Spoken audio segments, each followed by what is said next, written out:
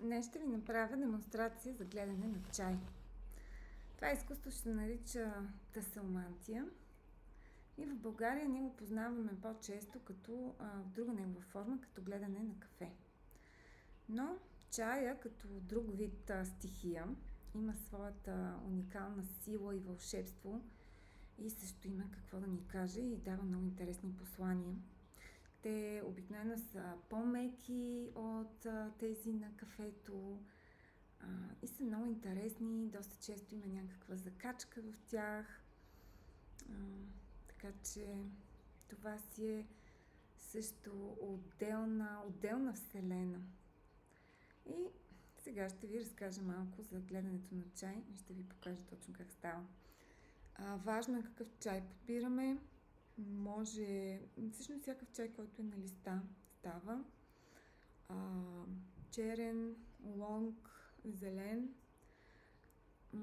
Ако листата са по-едри, предизвикателството за гледащия е малко по-голямо, но това е и негово лично предпочитание.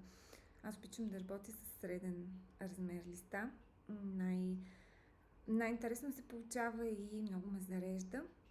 Ето сега днес съм приготвила черен чай, класически, със среден размер листенца.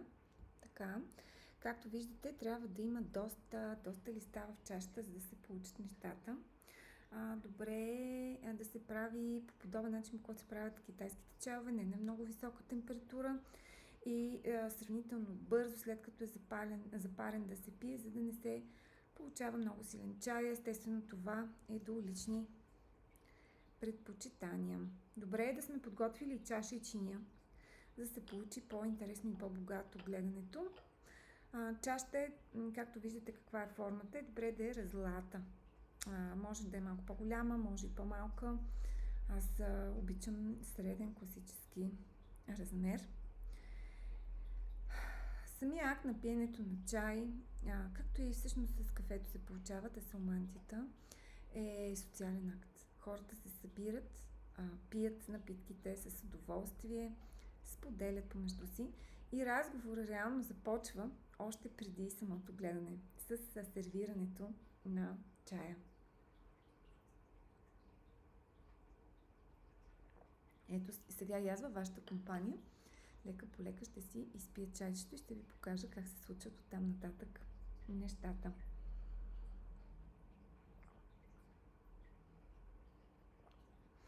Добре е чашата, която ще използваме, да има дръжка, защото тя е показател за датиране на нещата, които се случват в чашата.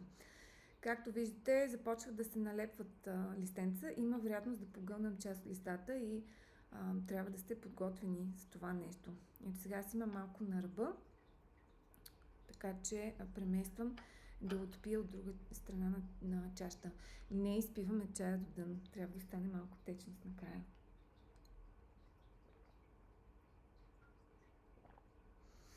И когато течността намалее, започвам леко да въртя чашата, за да проверя дали е достатъчна. В мен да ви покажа. Ето. И започвам да въртя чашата. Все още има много течност. Допивам.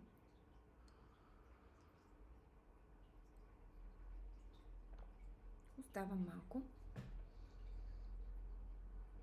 И както виждате, започват да се образуват фигури по чашата. Дори и сега.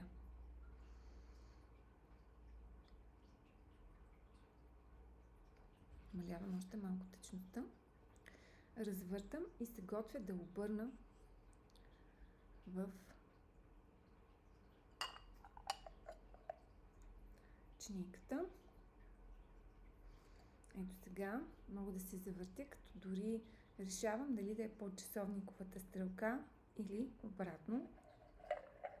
Аз лично наричам, че по часовниковата стрелка аз отпращам моите желания и някакъв вид работа към Вселената, а обратно започвам да получавам вече резултатите от труда си. Избирам също и по фазите на Луната, тъй като в момента влизаме в нарастваща Луна, а движа по посока на часовниковата стрелка.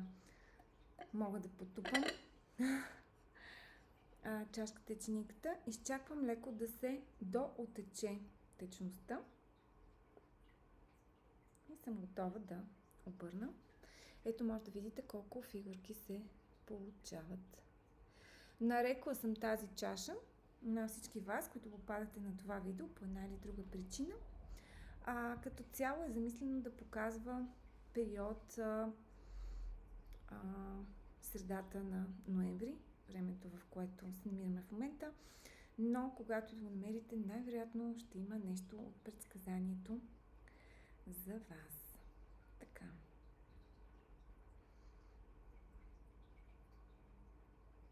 Какво мога да видя в чашата сега?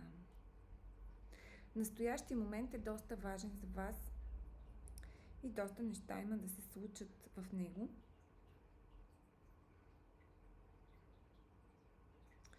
Добре е за дребните, да надмогнете дребни проблеми и ваши страхове, и да се съсредоточите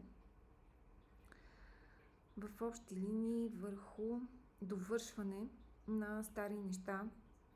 Нека до новата година нещата, които не сте приключили, да ги приключите, за да можете да вземете това, което те имат да ви дадат, да ги използвате. Ако имате някакви обучения недовършени, ако имате някакви ремонти или нещо, за което трябва още малко да поработите, още нещо да купите, за да допълните или да направите, сега е момента, защото скоро ще се случи така, че ще трябва да използвате това, което сте правили в момента и в близкото минало, неща, които сте започнали. Да. И ще ви предстои период, в който е по-добре да инвестирате и реинвестирате. Това са и финанси, и някакви материални блага, да ги завъртите отново, по някакъв начин да може да ги използвате, защото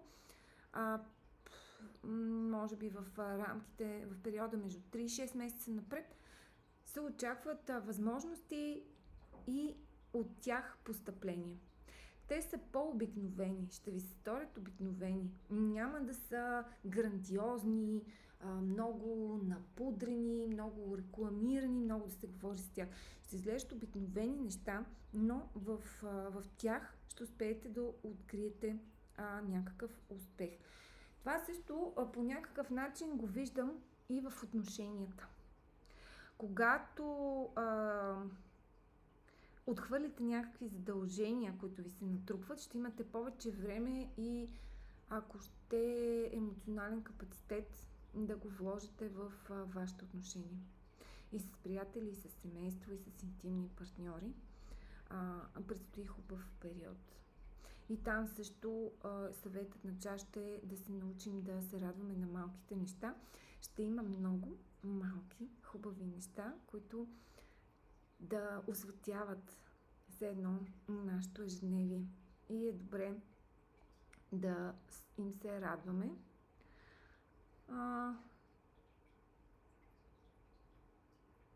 Сега, възможно е все пак да е добре да се отдалечим от двама човека, които доста се налагат в две различни сфери. Може да имате човек примерно в работа и човек в по-разширеното семейство, които ви налагат някакво чувство за вина, което не е вашето. Вие имате други приоритети и други разбирания за нещата. Сега, това особено ако сте жена. Така, важи доста силно и няма нужда да се разправяте с тези хора по никакъв начин. Просто спазвате дистанция и се съсредоточавате върху вашите планове. Не се обяснявайте за миналото, какво било, що било. Каквото било, както се казва. Не може да угодите на всички. По-важно е какво предстои. Винаги е по-важно какво предстои. Затова натам и насочете вашето внимание. Нека тези хора, техните предупреждения да са също някакъв ресурс за вас. Знаете, че има и такава гледна точка. но няма нужда да се спирате от вашите планове, заради това те какво били казали. Възможно обаче нещо, което искате да не стане или да трябва да го отложите. Може би това е свързано с това, което ви казах за нуждата от това, което се изкара и придобие, да се завърти отново, да се реинвестира. Така че, може би ще трябва да отложите някаква придобивка. Е по-конкретно това. Ако имате възможност за промяна по-кардинална в момента, е добре по-бързичко да я направите, защото после предстои период на усилена работа, в който е добре да се съсредоточите върху едно нещо, дори то да е почивка. Дори да решите да си вземате почивка, това също е решение. Може би това е продължение на темата за да не оставяме нещата недовършени. Дори решенията в момента или ги стопирате за поне 3 месеца напред, примерно ако търсите работа или мислите да се местите, местете се сега или си оставете един период между 3 и 6 месеца, в който да оставите нещата сами да се случват, за да може да се натрупа нещо, трябва да се натрупа. Енергия, знания, пари, нещо, което след това да се отключи. Нека видим сега в чиниката какво става. Чиниката е много интересна, чакайте да ви покажа, защото течността в нея още се движи. Ето ние докато тълкуваме чашата, изчакваме малко да поизсъхне чиниката, за да се успокоят там нещата.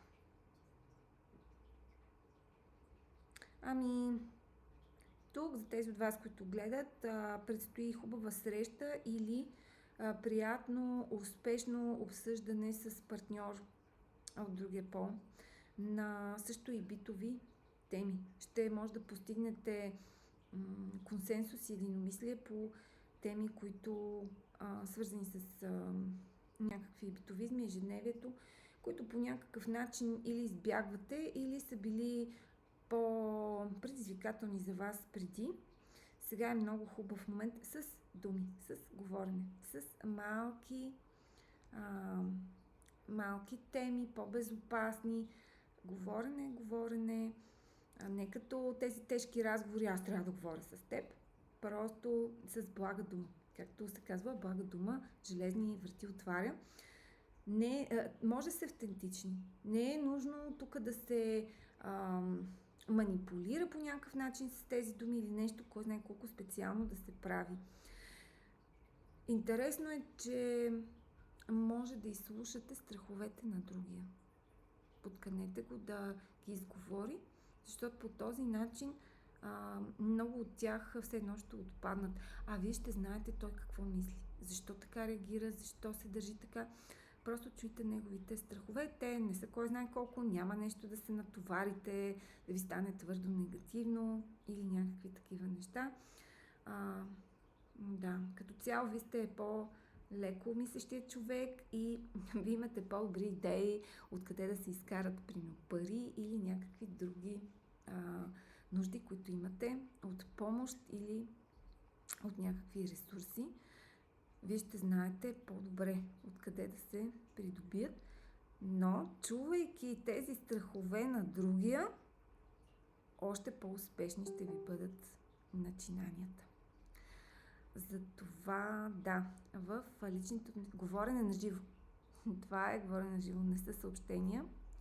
Така че ако търсите партньор и се чувствате по някакъв начин привлечени от това видео, смятате, че за вас време е за срещи, на които в спокойна обстановка, където можете да водите приятен, спокоен разговор. Започвате с леките теми и захващате теми по-важни за вас на битово ниво с конкретни примери. Не е време толкова за абстрактни, за ти какви ценности имаш и други такива. Те ще излязат спонтанно по време на разговорите. Така че това е моята прогноза.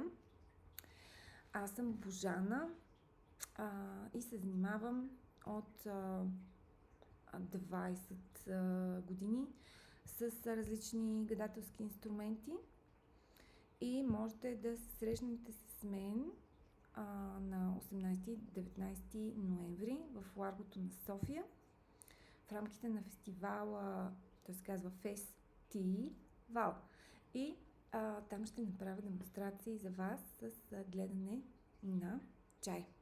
Ако ви е интересно, може да се свържете с мен и за лична консултация. Гледам също на кафе и карти и руни. Така че, ако ви са ви интересни тези теми, това е също нещо, в което имам какво да ви кажа. Това от мен.